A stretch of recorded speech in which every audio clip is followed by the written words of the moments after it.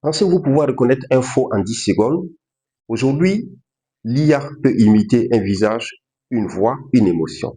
Restez jusqu'à la fin. Dans cette vidéo, je vais vous montrer comment en 60 secondes, on peut détecter un deepfake. Je suis Lukman Sawadogo, journaliste et consultant média.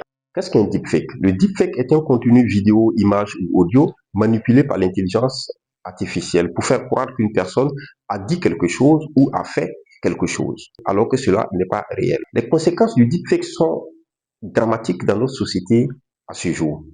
En 2025, des rapports ont révélé que 900 millions de dollars sont allés en perte par le fait de deepfake. 1,2 million d'enfants à travers le monde, dans 11 pays à travers le monde, ont vu leur image détournée et utilisée dans des contenus générés par l'intelligence artificielle. Les conséquences des deepfakes sont nombreuses. Il y a par exemple l'atteinte à la réputation, notamment la diffamation, les scandales. Il y a aussi les deepfakes sexuels qui donnent lieu à du harcèlement ou à du chantage sur des victimes. Et puis, il y a la manipulation de l'opinion publique.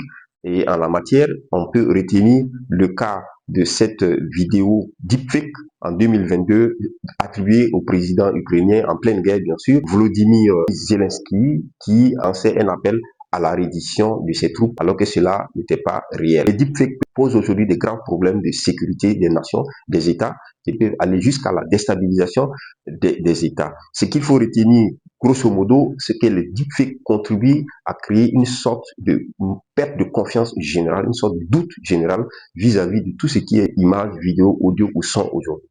Quelles sont les solutions, notamment comment identifier, détecter des deepfakes? Heureusement, les intelligences artificielles n'ont pas la possibilité de reprendre textuellement les expressions humaines naturelles. Ainsi, au niveau des yeux, par exemple, on peut observer que les clignements des yeux sont désordonnés. Ensuite, le regard est figé.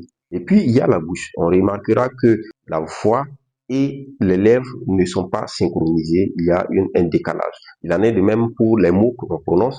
Les mots prononcés ne sont pas alignés sur le mouvement des lèvres également. Il y a aussi là un décalage qui fait tout de suite reconnaître qu'il s'agit d'un deepfake. Une solution surtout, c'est le contexte. Face à une vidéo, aujourd'hui, il faut que vous recevez sur votre WhatsApp, que vous lisez sur Facebook, avant de partager ou avant de liker, il faut d'abord observer ces trois précautions. Premièrement, cherchez à voir qui publie cette vidéo ou cet audio ou cette image. Ensuite, recherchez la source. Est-ce que la source est une source crédible avant de pouvoir y accorder un crédit?